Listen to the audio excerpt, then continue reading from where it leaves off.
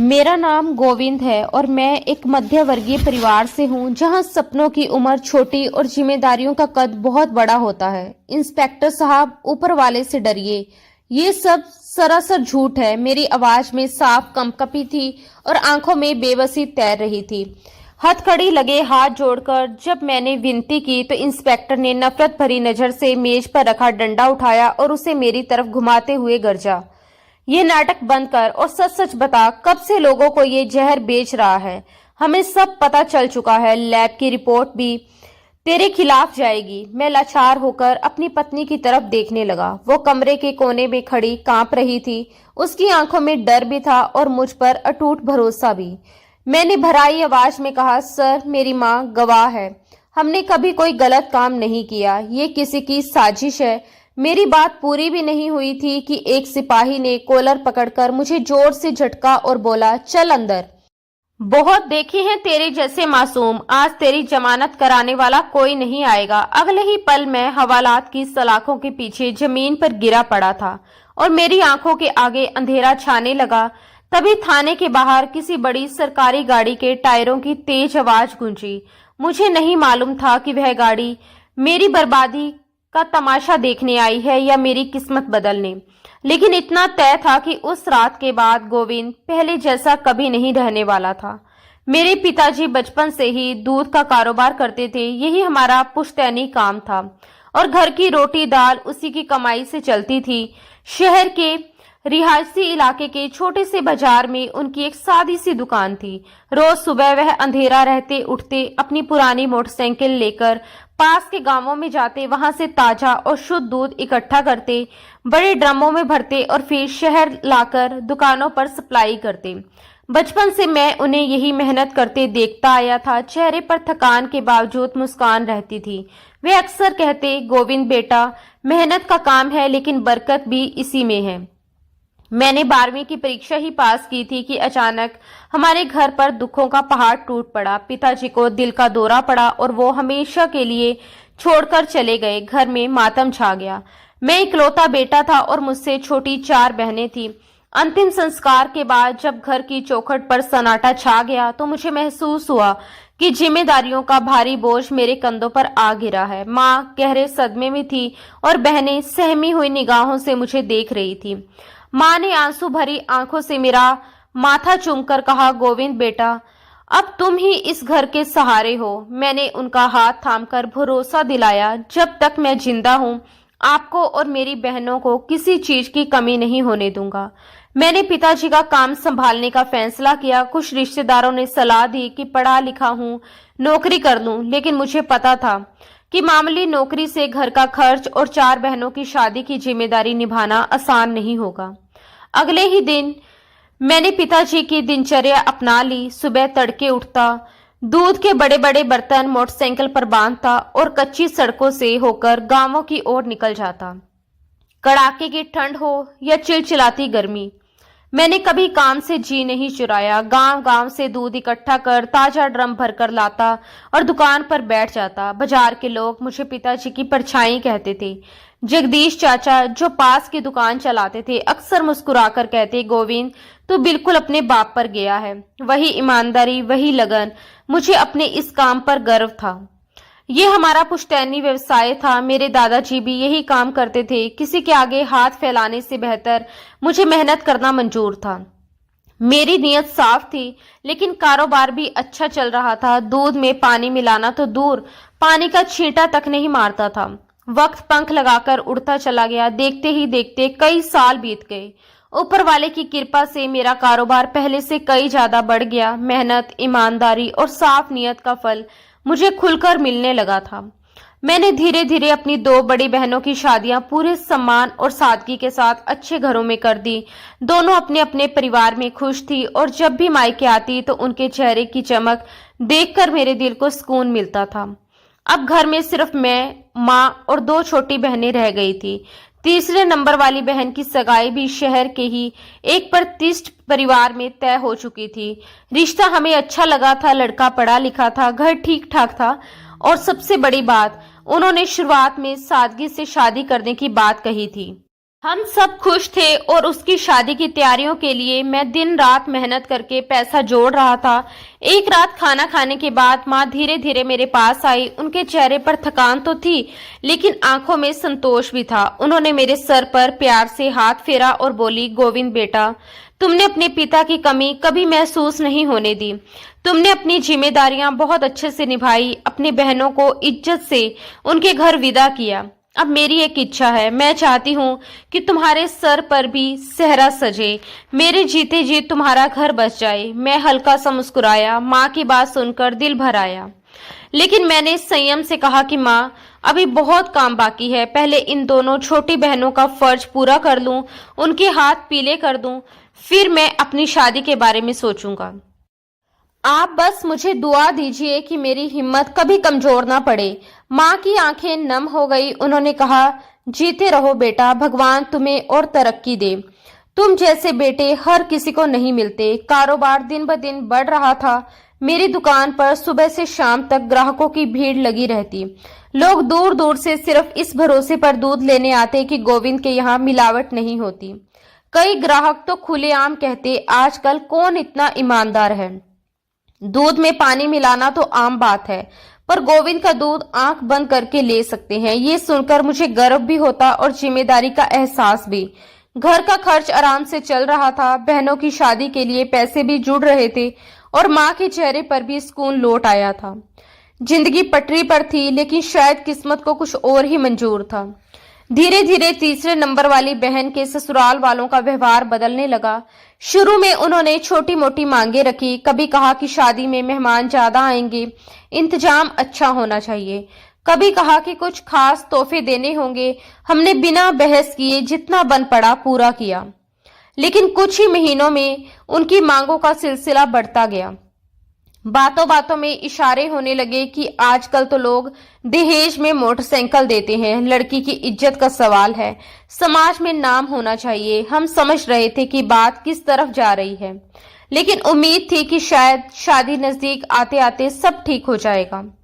एक शाम मैं दुकान बंद करके जब घर पहुंचा तो घर का माहौल असामान्य था। दरवाजे के पास ही मुझे सन्नाटा महसूस हुआ। बैठक में मेरी तीसरी बहन जमीन पर बैठी फूट फूट कर रो रही थी। माँ का चेहरा गुस्से और चिंता से तमतमाया हुआ था। मैंने घबराकर पूछा, क्या हुआ, सब ठीक तो है? क्यों रो रही हो? बहन ने सूजी हुई आंखों से मेरी ओर देखा। उसकी आवाज कांप रही थी। भाई, वे लोग कह रहे हैं कि शादी में मोटरसाइकिल चाहिए और दहेज में पूरा नया फर्नीचर भी। अगर नहीं दिया तो रिश्ता तोड़ देंगे। मैंने अविश्वास से माँ की तरफ देखा, लेकिन माँ, हमने तो साफ कहा था कि शादी सादगी से होगी। उन्होंने खुद कहा था कि कोई मांग नहीं करेंगे। माँ ने गुस्से में कहा, आज साफ कहलवाया है और अगर मोटरसाइकिल नहीं दी तो बारात नहीं आएगी। ये सुनते ही मेरे भीतर आग भड़क उठी। यह तो सीधी सीधी ब्लैकमेलिंग है। क्या हमारी मजबूरी का फायदा उठाएंगे? मैं अभी जाकर उनसे बात करता हूँ। जुबान देकर मुकरना कैसी इंसानियत है। मैं गुस्से में बाहर निकलने ही वाला था कि मेरी बहन दौड़कर आई और मेरे पैर पकड़ लिए। नहीं भाई, आप वहां मत जाइए। अगर आपने कुछ कह दिया तो वे रिश्ता तोड़ देंगे। लोग कहेंगे कि लड़की में ही कोई कमी रही होगी। समाज सच्चाई नहीं देखता, बस बातें बनाता है। अगर ये रिश्ता टूट गया तो मैं कहीं मुंह दिखाने के लायक नहीं रहूंगी। उसकी सिसकियां मेरे दिल को चीर रही थी। उसकी आंखों में सिर्फ डर नहीं था, बल्कि अपने भविष्य के बिखर जाने की आशंका भी थी। वह कांपती आवाज में बोली, भाई, आप नहीं जानते लोग कैसे ताने मारते हैं।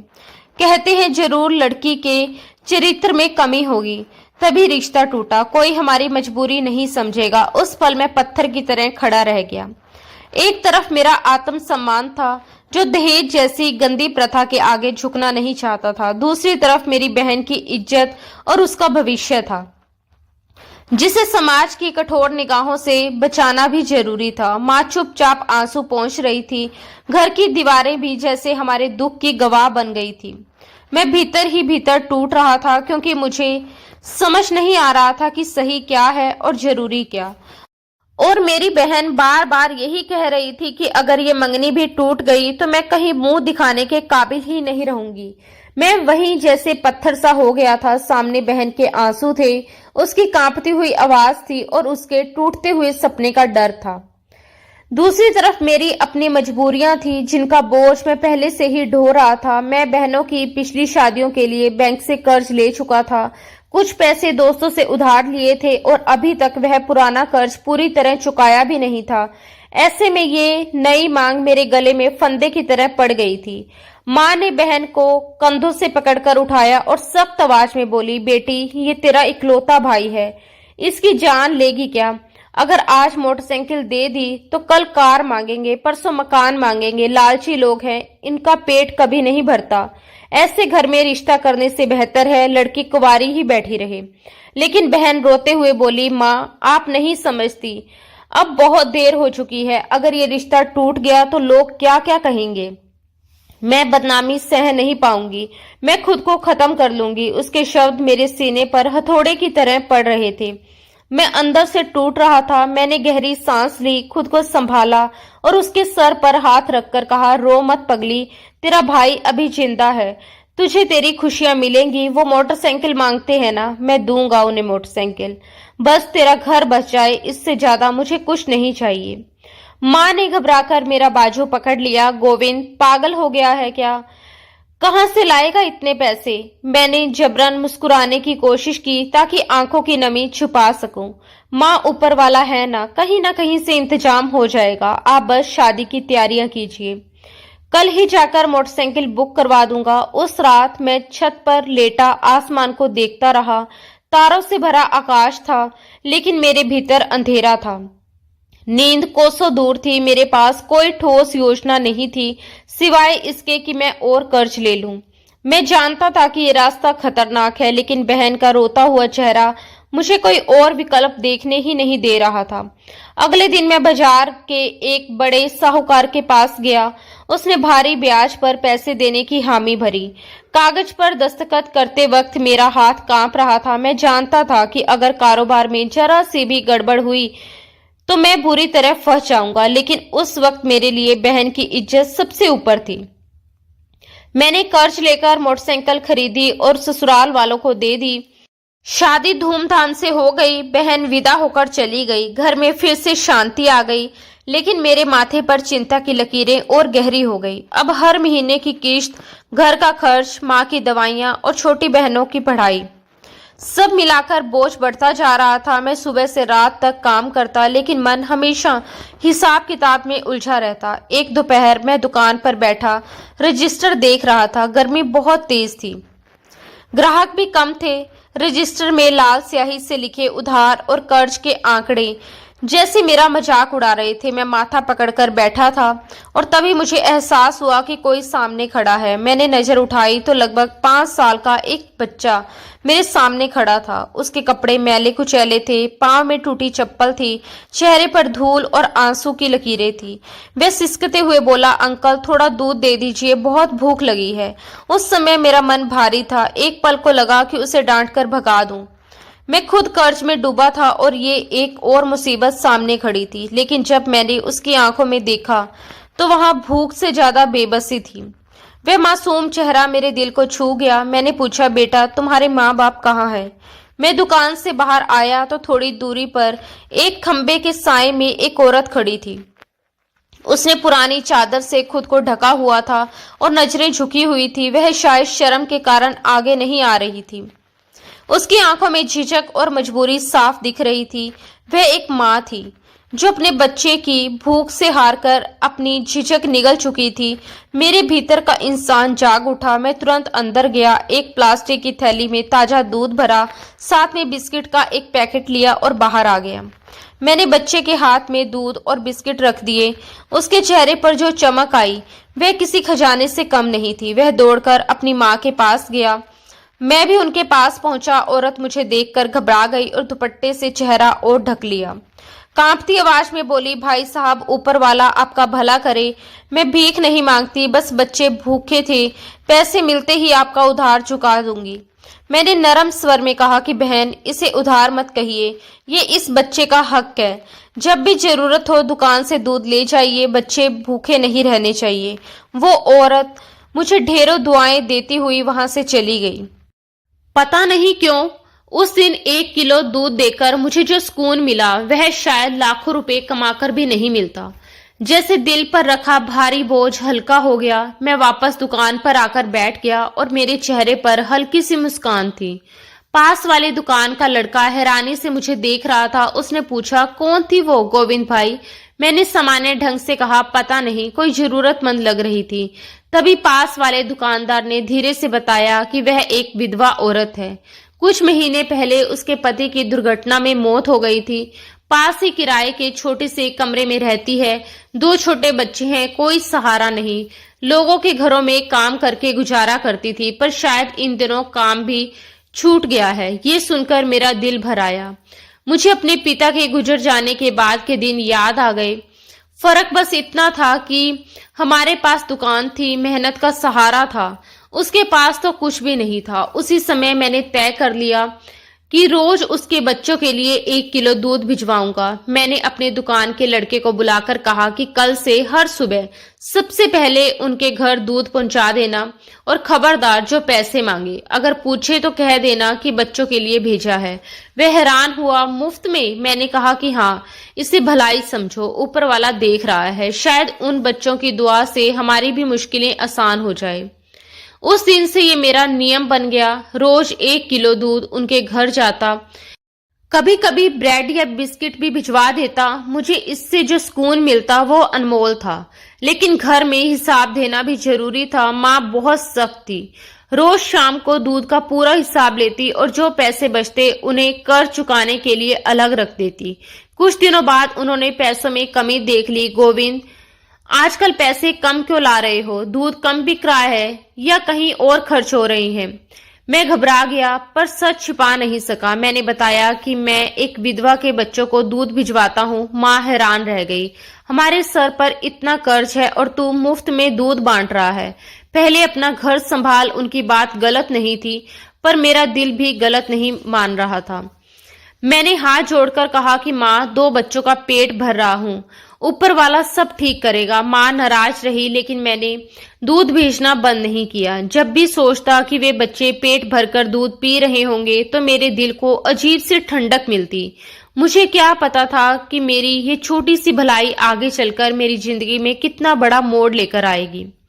फिलहाल तो मैं कर्ज और जिम्मेदारियों के बोझ तले दबा एक मामूली सा दूध वाला था, जो अपनी हैसियत भर इंसानियत निभाने की कोशिश कर रहा था। एक दिन मैं दुकान पर बैठा हिसाब किताब कर रहा था। सामने पुरानी लकड़ी की मेज पर बही खाते खुले पड़े थे, जिनके पन्नों पर उधारी, आमदनी और खर्च के अंक भरे हुए थे। गर्मी की तपिश अब पहले जैसी तीखी नहीं रही थी। मौसम धीरे धीरे करवट ले रहा था। दोपहर की हवा में हल्की सी नरमी आ गई थी और आसमान पर बादलों की पतली परत तैर रही थी। दुकान के बाहर से कभी कभी साइकिल की घंटी की आवाज आती तो कभी सब्जी वाले की पुकार सुनाई देती। मैं अंकों में उलझा हुआ था, मगर मन पूरी तरह काम में डूबा नहीं था। तभी मुझे याद आया कि रोज की तरह उस औरत के घर दूध भेजना है। मैंने रामू को आवाज दी और एक थैली उसके हाथ में थमा दी। रामू दुबला पतला मगर फुर्तीला लड़का था। वह अभी आया भाई कहकर गली की तरफ भाग गया, मगर मुश्किल से 10 मिनट ही बीते होंगे कि वह वापस लौट आया। उसके कदमों में पहले जैसी फुर्ती नहीं थी। मैंने सिर उठाकर देखा, दूध की थैली अब भी उसके हाथ में थी। मैंने भौहें सिंगोड़कर पूछा, क्या हुआ रामू, आज दूध वापस क्यों ले आया? उसने थोड़ा घबराकर जवाब दिया, भाई, उनका घर बंद था। मैंने कुंडी खटखटाई, 2-3 बार आवाज भी दी, पर अंदर से कोई आवाज नहीं आई। उसकी बात सुनकर मैं कुछ पल के लिए चुप रह गया। मेरे मन में हल्की सी चिंता उठी, मगर मैंने खुद को समझाया शायद किसी काम से बाहर गए होंगे या अचानक कहीं जाना पड़ गया होगा। मैंने सहज बनने की कोशिश करते हुए कहा कि ठीक है, दूध फ्रिज में रख दे, शाम को फिर से होकर आना। मैं दोबारा बही खातों में लग गया, लेकिन ध्यान बार बार भटकता रहा। वह औरत विधवा थी। 2 छोटे बच्चे थे उसके, एक लड़का एक लड़की। अक्सर जब रामू दूध देकर आता तो बच्चों की बातें सुनाकर मुझे हंसाता। कभी कहते, भैया से कहना आज मलाई ज्यादा देना, तो कभी मासूमियत से पूछते कि अंकल, हमारी गाय कब आएगी। उन बच्चों की सादगी ना जाने कब मेरे दिल में जगह बना ली थी। शाम हुई तो मैंने रामू को फिर भेजा। इस बार वह थोड़ा देर से लौटा, जैसे उम्मीद कर रहा हो कि शायद कोई मिल जाए, मगर उसने वही जवाब दिया, भैया, ताला अभी भी लगा है। उस रात घर लौटते वक्त मेरा मन अजीब सी बेचैनी से भरा हुआ था। रास्ते भर तरह तरह के ख्याल आते रहे। वह औरत किराया बड़ी मुश्किल से चुका पाती थी। कई बार मैंने सोचा था कि कुछ मदद कर दूं, पर वह अपने स्वाभिमान के कारण खुलकर कुछ लेती नहीं थी। क्या किसी ने घर खाली करने को मजबूर कर दिया? क्या बच्चों की तबीयत खराब हो गई, या फिर कोई रिश्तेदार अचानक आ गया? सवाल थे कि रुकने का नाम नहीं ले रहे थे। अगली सुबह मैं रोज से पहले उठ गया। दुकान खोलने से पहले ही उस मोहल्ले की तरफ निकल पड़ा। सुबह की हल्की ठंडक अभी बाकी थी। गली में सन्नाटा पसरा हुआ था। उनके छोटे से जर्जर क्वार्टर के सामने पहुंचकर मेरा दिल धक धक करने लगा। दरवाजे पर सचमुच जंग लगा। बड़ा सा ताला लटक रहा था। दीवारों की उखड़ी हुई पुताई और सूना आंगन जैसे इस बात की गवाही दे रहे थे कि यहाँ अब कोई नहीं रहता। मैं कुछ देर वहीं खड़ा रहा, मानो उम्मीद हो कि अचानक दरवाजा खुल जाएगा और बच्चे दौड़ते हुए बाहर आ जाएंगे। तभी बगल वाले घर का दरवाजा चरमराया और एक बुजुर्ग औरत बाहर निकली। मैंने आगे बढ़कर आदर से पूछा, माताजी, यहाँ जो औरत 2 बच्चों के साथ रहती थी वो कहाँ गई? उन्होंने चश्मा ठीक किया, मुझे ध्यान से देखा और बोली, बेटा, वो तो कल रात ही मकान खाली करके चली गई। कह रही थी कि ऊपर वाले ने उनके लिए कोई वसीला बना दिया है, शायद किसी दूसरे शहर चली गई। मैंने जल्दी से पूछा, कुछ बताया नहीं, कहाँ गई? उन्होंने सिर हिलाया, नहीं बेटा, किसी को कुछ नहीं बताया। उनकी बात सुनकर मैं जैसे पत्थर का हो गया। वो बुजुर्ग अपने रास्ते चली गई और मैं उसी ताले को देखता रह गया। मन में एक खालीपन उतर आया। करीब 2 साल तक मैं उन्हें लगातार दूध देता रहा था। उन बच्चों के लिए रोज की वह थैली जैसे सिर्फ दूध नहीं बल्कि एक रिश्ता बन गई थी।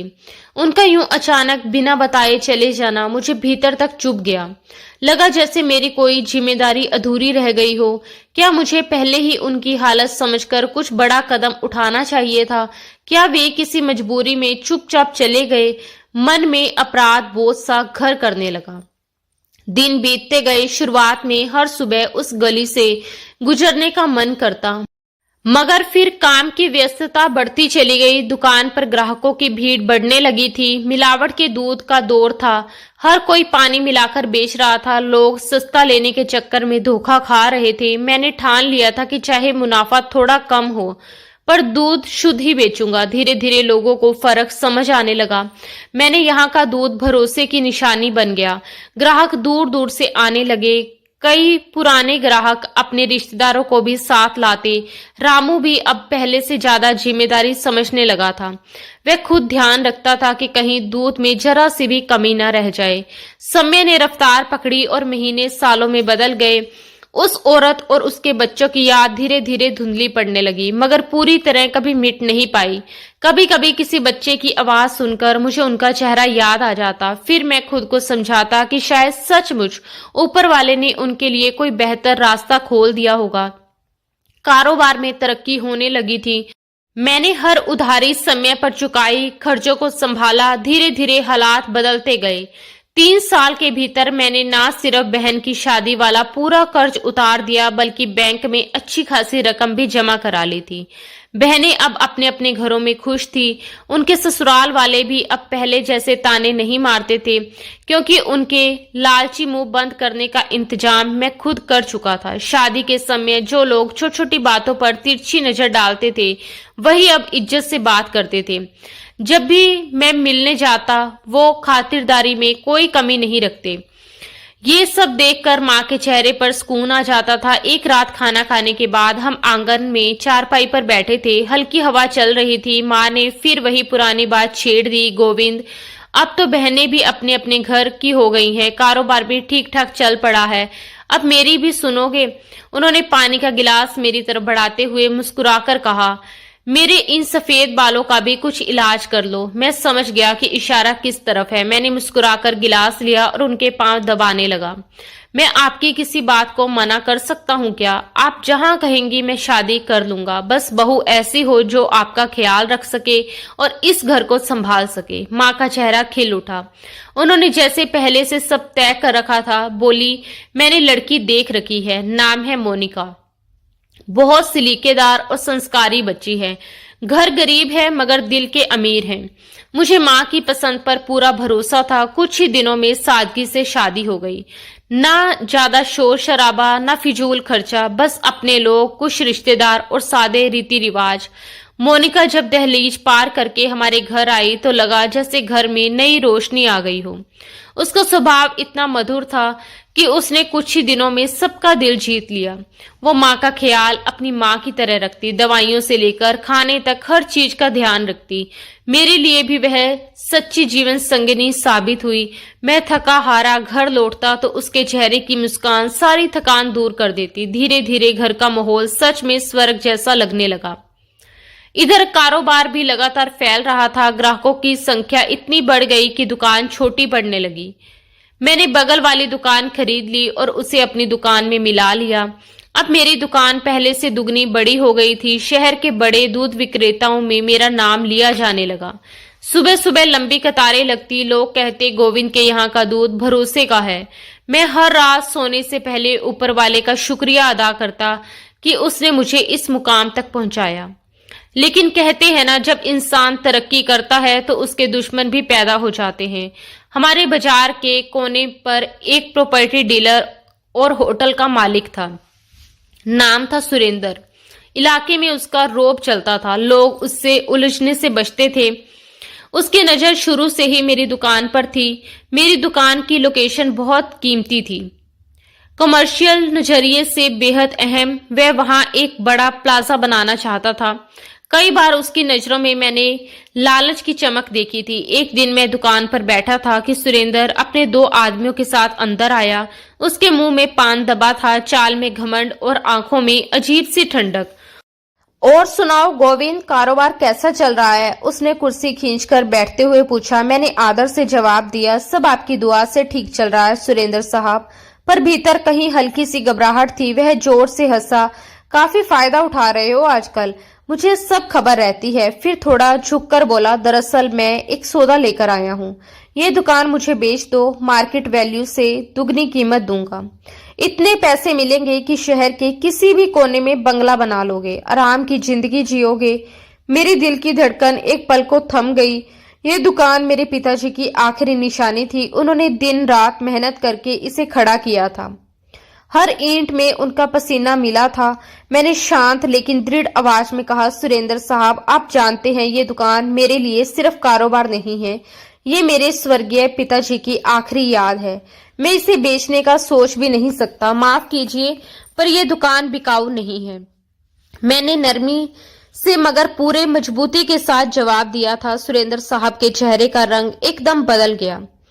अभी तक जो बनावटी मुस्कान उसके होठों पर थी वह गायब हो चुकी थी। उसने मेरी आंखों में सीधे आंखें डालकर ठंडे लहजे में कहा, गोविंद, जज्बात से कारोबार नहीं चलते, ये बाजार है, यहाँ दिल नहीं दिमाग चलता है। सोच लो, ऐसा मौका बार बार नहीं मिलता। वह थोड़ा झुककर मेरे काउंटर पर उंगलियां थपथपाने लगा और फिर धीमे लेकिन खतरनाक अंदाज में बोला, और अगर मैं एक बार कोई चीज पसंद कर लेता हूं तो उसे हासिल करके ही रहता हूं, चाहे सीधी उंगली से घी निकले या फिर टेढ़ी उंगली करनी पड़े। उसकी बात सुनकर मेरे माथे पर पसीना झलक आया। दिल के अंदर एक अनजाना डर जरूर बैठ गया था, लेकिन चेहरे पर मैंने खुद को संभाले रखा। मैं किसी से दुश्मनी नहीं चाहता था। मेरा स्वभाव ही ऐसा नहीं था कि किसी के साथ टकराव करूं। मैंने हाथ जोड़ने जैसे विनम्र भाव से कहा, सुरेंद्र साहब, मैं आपकी इज्जत करता हूँ, आप बड़े आदमी हैं, मगर ये दुकान मेरे पापा की आखिरी निशानी है। इसे बेच पाना मेरे लिए नामुमकिन है। आप चाहे तो कहीं और भी अच्छी जगह देख सकते हैं, और मैं सच में माफी चाहता हूँ। मेरी बात सुनकर वह अचानक गुस्से से खड़ा हो गया। उसकी कुर्सी पीछे सरक गई। उसने तीखी नजरों से मुझे घूरते हुए कहा, ठीक है गोविंद, तुमने अपनी मर्जी कर ली है ना, अब मेरी बारी। याद रखना, ये इनकार तुम्हें एक दिन बहुत महंगा पड़ेगा। तुम इस मोहल्ले में क्या, इस शहर में भी दूध बेचने के काबिल नहीं रहोगे। इतना कहकर वह पैर पटकता हुआ दुकान से बाहर निकल गया। उसके पीछे पीछे उसके आदमी भी चले गए। दुकान में कुछ पल के लिए सन्नाटा छा गया। रामू और बाकी लड़के सहमे हुए थे। किसी की हिम्मत नहीं हो रही थी कुछ बोलने की। मैं कुर्सी पर बैठा रहा, जैसे दिमाग ने काम करना बंद कर दिया हो। समझ नहीं आ रहा था कि अभी जो हुआ वह सिर्फ धमकी थी या आने वाले तूफान की आहट। मुझे अंदाजा नहीं था कि सुरेंद्र किस हद तक जा सकता है, मगर एक बात साफ थी, वह आसानी से हार मानने वाला नहीं था। उस दिन के बाद से मेरे अंदर हल्की सी बेचैनी रहने लगी। मैं हर अनजान चेहरे को गौर से देखने लगा, हर ग्राहक की बात ध्यान से सुनता। फिर भी मैंने अपने मन को समझाया कि जब तक मैं सच और मेहनत के रास्ते पर हूं, ऊपर वाला मेरा साथ जरूर देगा। मुझे अपने ईमान पर भरोसा है। मैंने कभी मिलावट नहीं की, किसी का हक नहीं मारा। यही सोचकर खुद को दिलासा देता रहा। वक्त गुजरता रहा। सुरेंद्र ने कई बार अपने आदमियों को भेजा। कभी वे मीठी मीठी बातें करके लालच देते, मालिक अभी भी तैयार हैं, दाम और बढ़ा देंगे। कभी वे हल्की सी धमकी दे जाते, शायद अड़ोगे तो ठीक नहीं होगा। लेकिन मैं अपनी बात पर अड़ा रहा। मैंने साफ कह दिया कि दुकान बिकाऊ नहीं है। ये फैसला अब नहीं बदलेगा।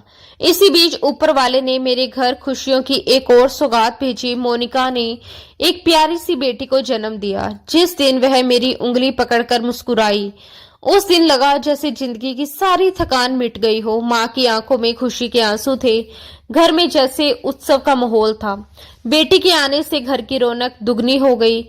मैं उसे गोद में उठाकर सोचता कि मुझे उसके लिए और मजबूत बनना है। अब घर में जगह की तंगी महसूस होने लगी। पुराना मकान छोटा पड़ रहा था। हमने मिलकर फैसला किया कि पुराना घर बेचकर नया और बड़ा घर बनाया जाए। सालों की मेहनत से जो बचत की थी वह अब काम आने वाली थी। मैंने शहर के एक अच्छे लेकिन थोड़े शांत इलाके में एक प्लाट खरीदा और घर बनवाने का काम शुरू करवा दिया। नक्शा पास करवाया, मजदूर लगाए, सामान मंगवाया। हर दिन शाम को दुकान से लौटकर मैं निर्माण स्थल पर जाता, दीवारों को बनते देखता और भविष्य के सपने बुनता। लेकिन घर बनाना जितना आसान लगता है उतना होता नहीं। खर्च उम्मीद से ज्यादा बढ़ने लगे। जो जमा पूंजी थी वह तेजी से काम में लग रही थी। सीमेंट, सरिया, मजदूरी, हर चीज महंगी होती जा रही थी। मैंने सोचा कारोबार तो अच्छा चल ही रहा था, धीरे धीरे सब संभल जाएगा। दुकान की आमदनी से घर का काम चलता रहेगा। मगर मुझे ये खबर नहीं थी कि मेरी पीठ पीछे एक बहुत बड़ी साजिश तैयार हो रही है। एक सुबह मैं रोज की तरह दुकान पर पहुंचा तो देखा फूड अथॉरिटी की गाड़ी बाजार में चक्कर लगा रही है।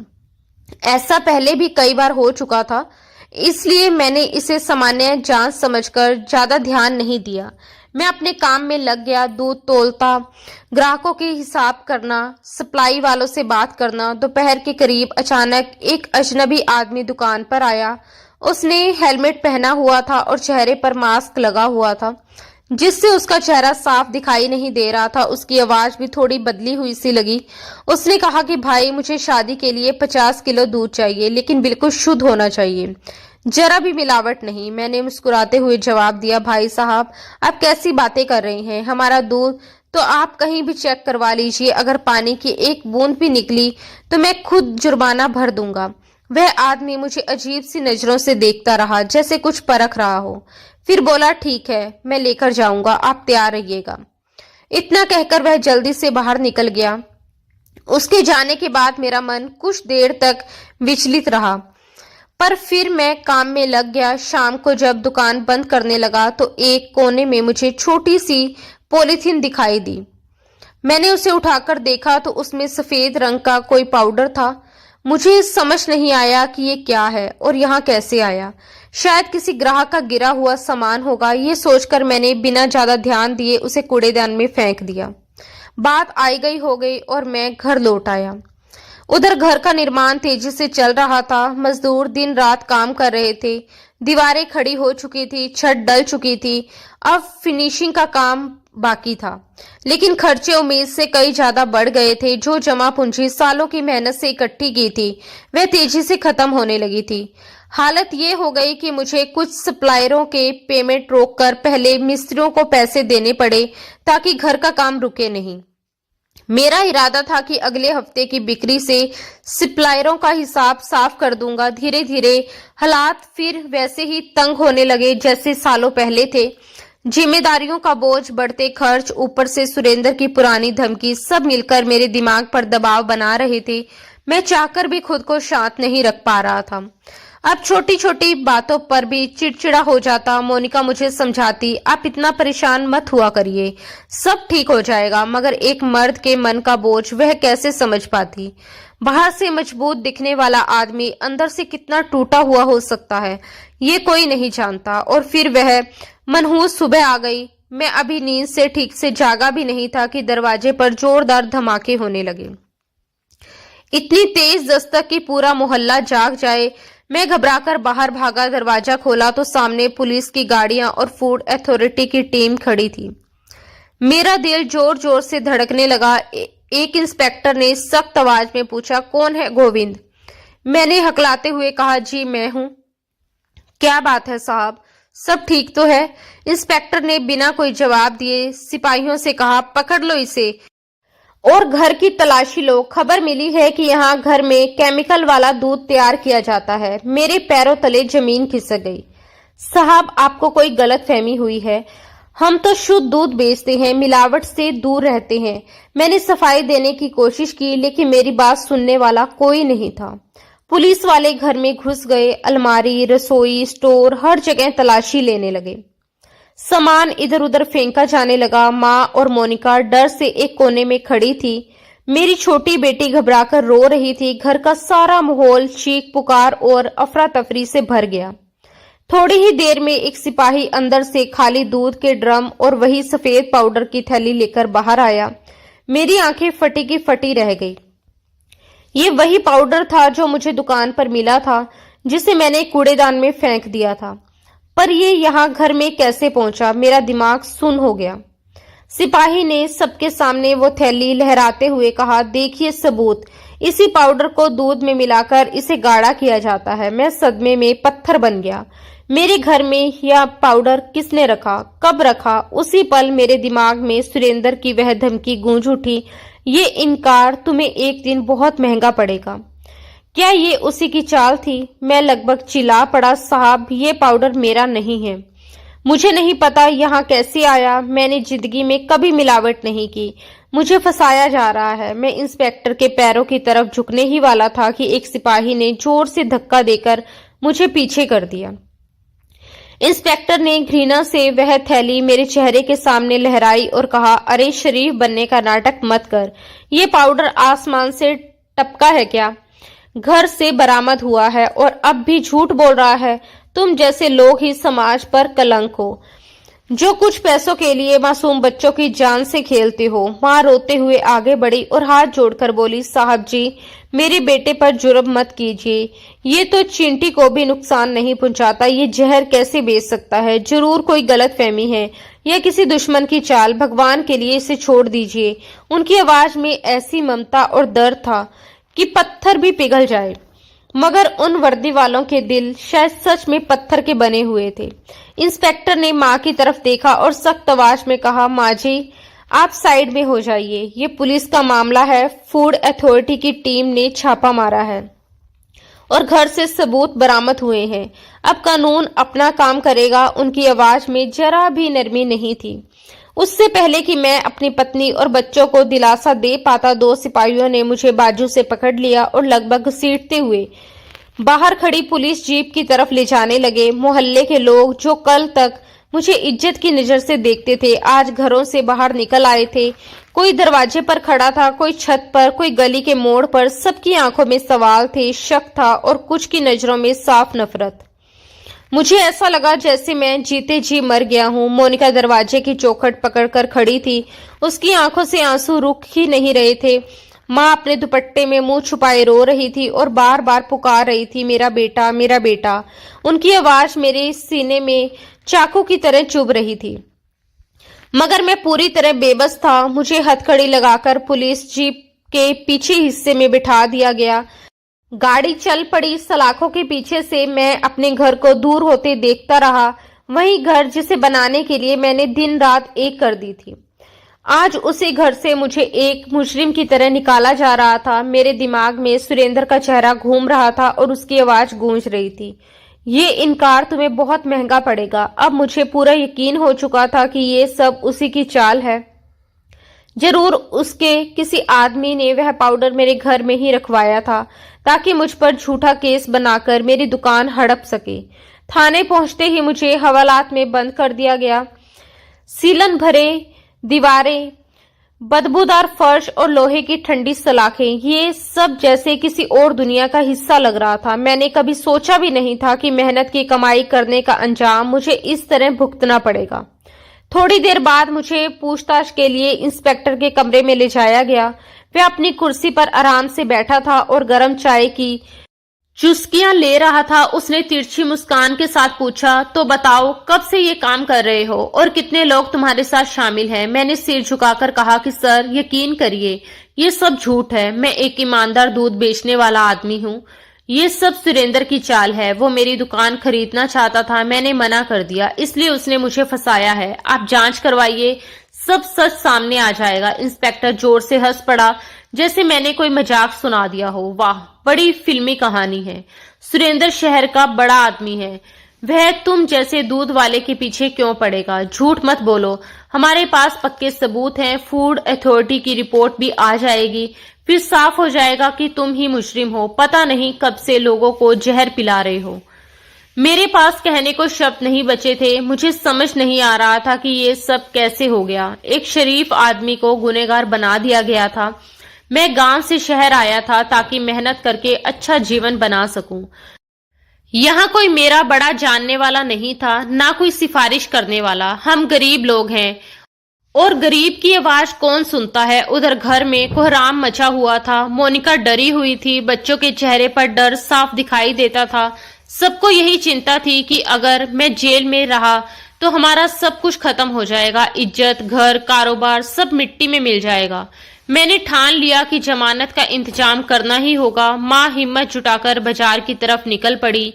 वे उन दुकानदारों के पास गई जो खुद को मेरा दोस्त कहते थे, जो रोज दुकान पर आकर चाय पीते थे और भाईचारे की बातें करते थे।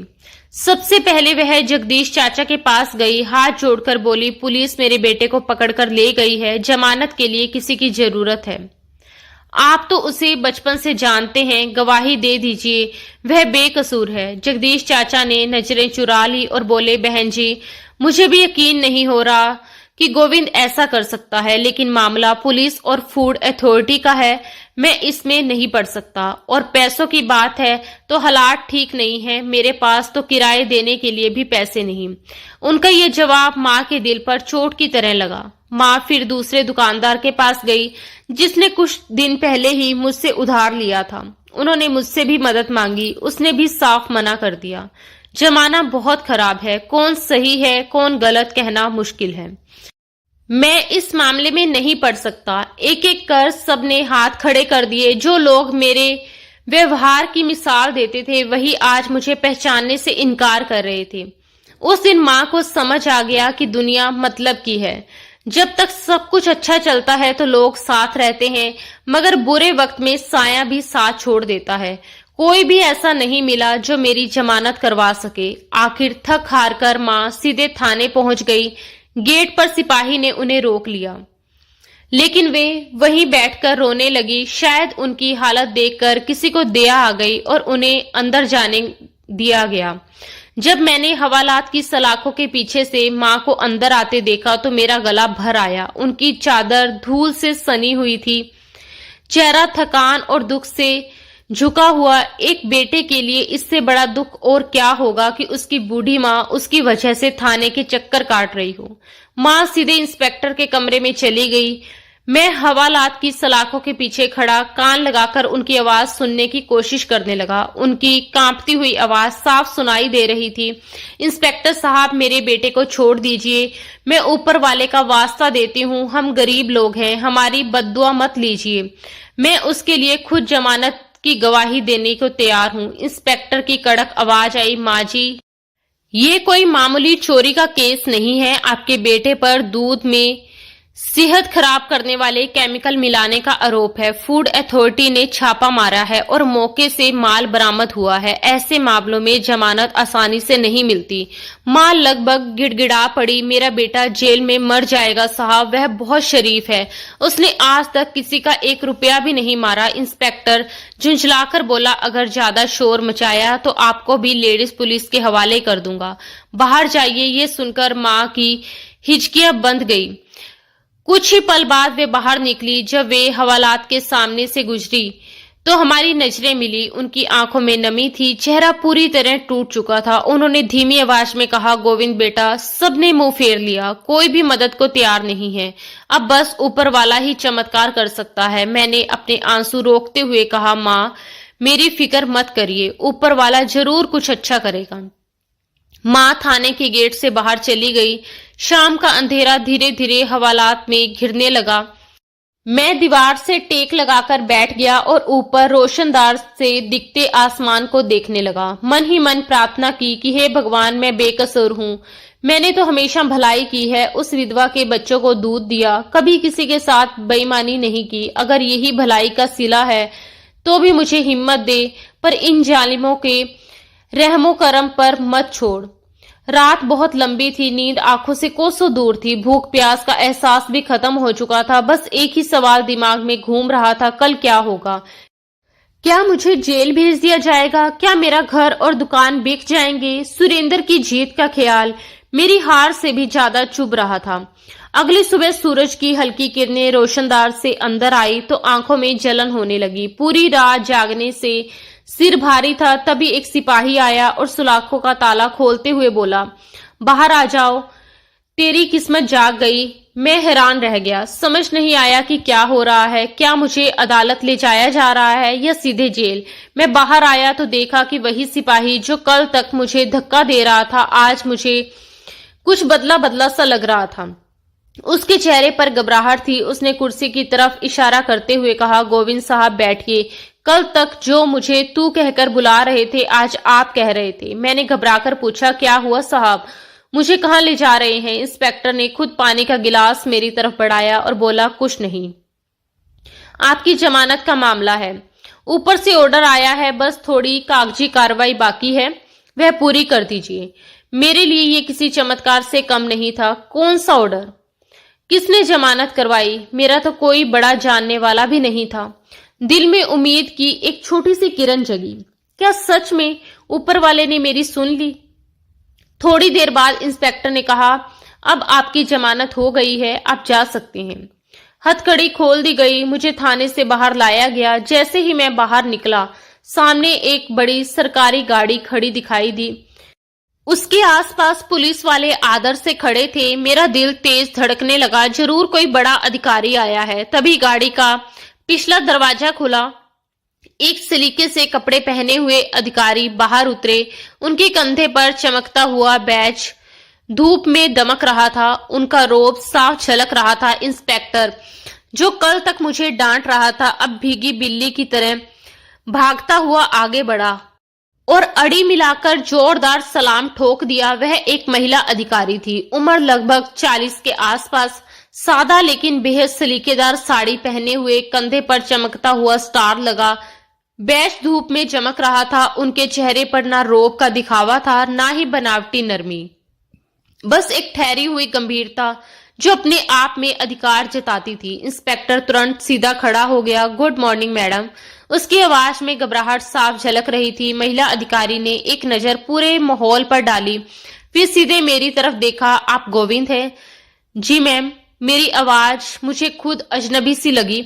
उन्होंने अपनी फाइल खोली और शांत लेकिन कड़े स्वर में कहा, कल की कार्रवाई नियमों के खिलाफ है, बिना लैब रिपोर्ट, बिना नोटिस, सीधे गिरफ्तारी। ये तरीका कब से शुरू हो गया? इंस्पेक्टर पसीना पोंछते हुए बोला, मैम, ऊपर से दबाव था। उन्होंने तुरंत बात काटी, ऊपर से या फिर सुरेंद्र से? उनकी आवाज ऊंची नहीं थी, लेकिन हर शब्द अथोड़े की तरह गिर रहा था। कमरे में सन्नाटा छा गया। इंस्पेक्टर की जुबान जैसे तालू से चिपक गई। तभी महिला अधिकारी ने टेबल पर एक पेन ड्राइव रखी और कहा, यह फुटेज आज सुबह मेरे ऑफिस पहुंची है।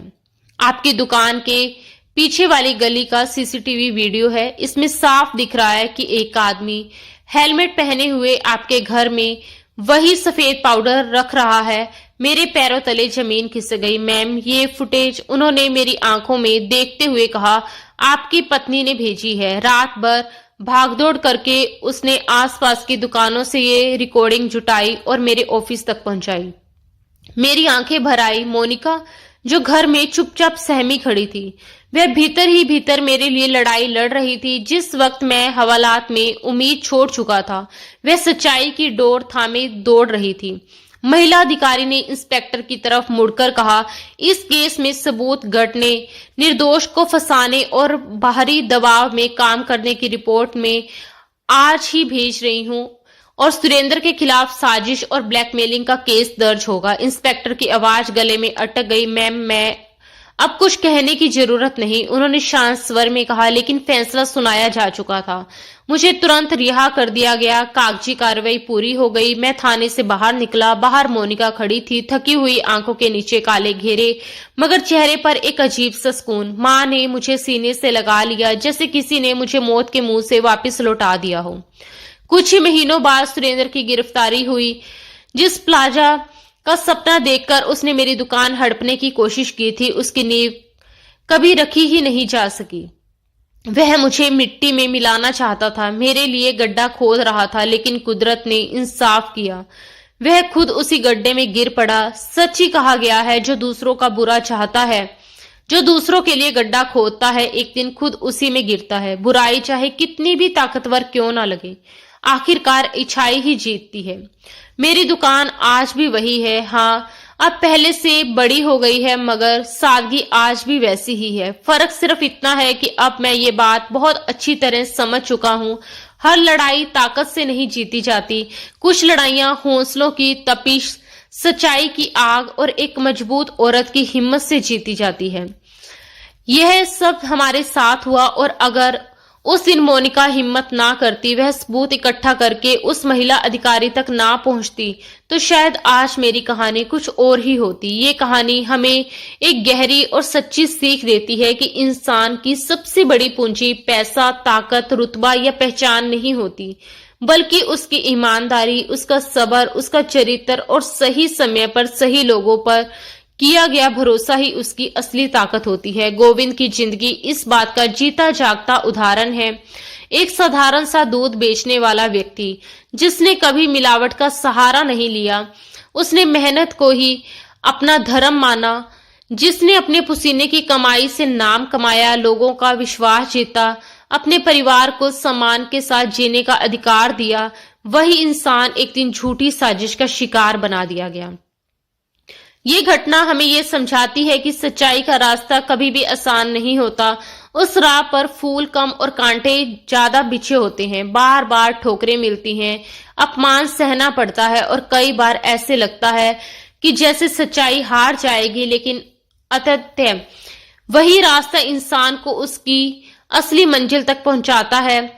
जैसे जैसे गोविंद का काम बढ़ा, उसकी मेहनत रंग लाई, उसकी दुकान चली, उसकी जमीन की कीमत बढ़ी, वैसे वैसे उसके दुश्मन भी बढ़ते गए।